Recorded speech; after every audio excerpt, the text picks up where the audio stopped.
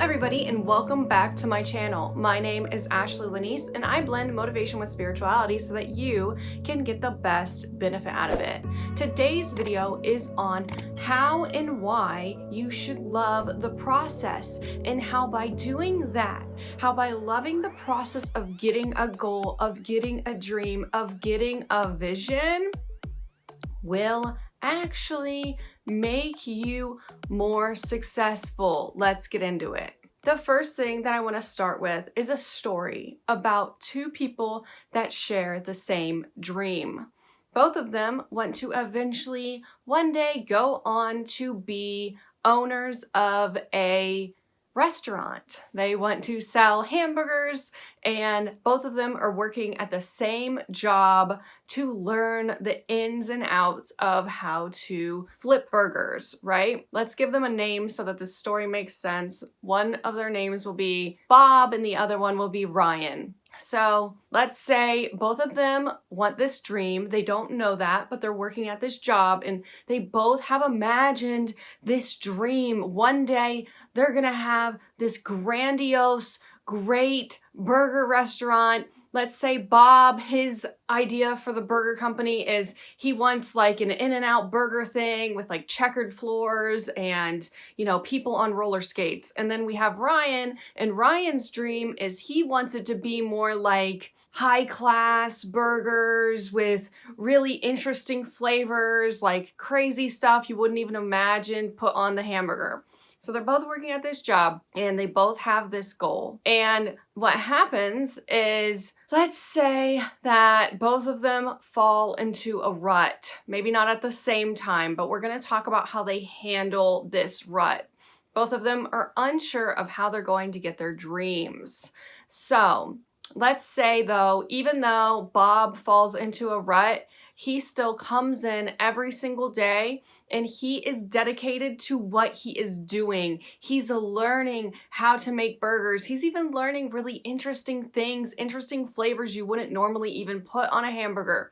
But then Ryan comes in and Ryan, really cares about this dream, but he is thinking about how am I going to get this done? And he's like, why do all these things have to happen to me? And he's like, I just can't wait until my burger company. What am I doing here? Why am I here? And as he's making his hamburgers, he's slopping them all together and he's just not really caring about what he's making. Meanwhile, we have Bob over here who, even though he's going through something, he's living in the moment. He's making mistakes and then he's correcting them. He has a smile on his face when he greets customers. And then he's even talking to the customers and telling them about his dream. He's telling them about his goals. And they're like, wow, that young man really has something going for him. What's your name? What's your name, sir? Oh, okay. Man, I love the way you make burgers.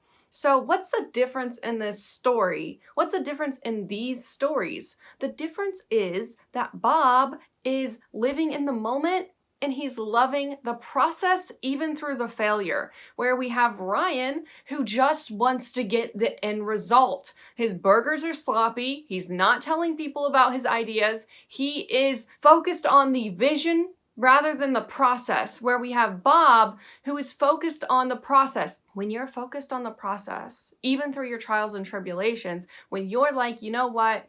I still care about my goal. It means living in the moment. When you can live in the moment and be there, even when you're making mistakes, even when you have trials and tribulations, you walk your way up to success. Think about it this way. When you love what you do, that shines through. It shines through your work. Like my mermaid art up here on the wall, I am writing a mermaid series. You may or may not know that, but I paint these pictures for the visualization aspect of my book. And as I'm doing it, I love every single stroke of the paintbrush. And I am somebody who kind of has hurry sickness where I want to get so much done, so much done, so much done, so much done. So if you're like that, I completely understand, because I am an ENTP. If you've taken the Myers-Briggs personality test, my personality type thinks of endless possibilities all of the time, to the point where we can become overwhelmed because we have so much to do. So this advice that I'm giving you about loving the process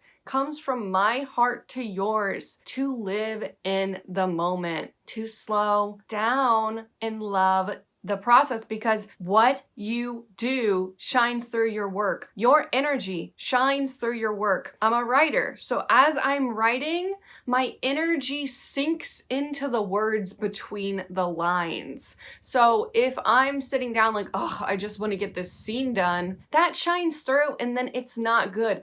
The more you love the process, it is so smart to love the process. The more that you love it, the more you will get your end goal, because it's every step along the way. It's like people at their job, even if it's not their goal. Nobody wants someone to be miserable while they're doing their job. That makes you miserable. Energy breeds more energy. That's how this works here. It's a domino effect. Positive energy makes more positive energy. Goals, visions, dreams, beliefs make more of that same kind of energy. Become obsessed with the process every single step of the way. Don't think about the bigger vision too much. Think about, what are you going to do after you watch this video? What are you going to do in the next 24 hours? I want to see your 24-hour process of today, tomorrow, next month. Work on your process and love every single step. And when we fail during our process, that is the universe trying to see if you are made to continue your process. Because if you truly love your process and if you truly want your goal, you will stick to it through your failure. Failures are trying to get you to level up. They are trying to show you what isn't working. And if a failure in a cycle of the same kind of failure keeps happening, it's because you're not learning the lesson. If you keep failing over and over again, a lot of people just give up there. No, learn from your failure. Go into your failure and be like, what is going on? Why is this happening? What is not working? You can't level up past a failure if you don't dive into that failure and realize this is what's not working. I see a lot of people who try to do YouTube or try to do Instagram even. I had this one friend, I don't know where he vanished off to, but he was so motivational on Instagram and he's gone now. And I keep DMing him like, hey, are you okay? Where'd you go? And I hope he's fine, but let's just go with the fact that maybe he just got boggled down. You know, his views weren't really that high. And I kind of had a suspicion as to why it was like that. I didn't tell him though, because that's hard to tell people. But I think maybe he was like, you know what, I give up. Nobody likes my stuff. Instead of figuring out what he's doing wrong. If you want a goal, you have to be straight up with yourself. Like with my book, the first rendering of my book was too long. Everyone was like, oh, just split it right down the middle. No, you can't do that. It doesn't follow a story arc. And I understand where they were coming from. You know, if you get advice from people who aren't writers, that's what they're gonna tell you. I rewrote my book and then I'm gonna rewrite it again because I'm not satisfied with it.